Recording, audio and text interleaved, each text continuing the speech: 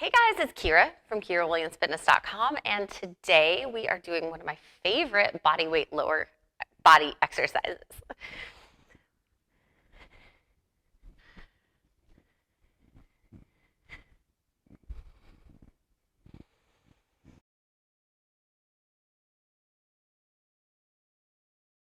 All right, so these are forward and reverse lunges on the same leg.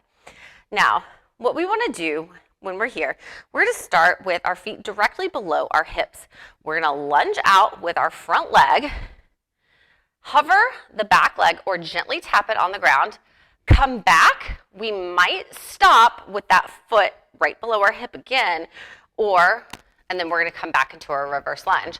So forward lunge, and then work that balance, and then skip the step in the middle. All right, so when we do these, we want to make sure that we're getting full range of motion. So when we lunge out, that's not full range of motion, okay?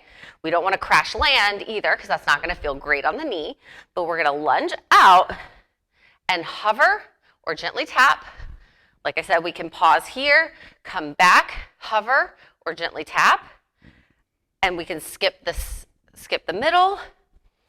Either way, we're going to do all of our reps on one leg before we switch to the other leg.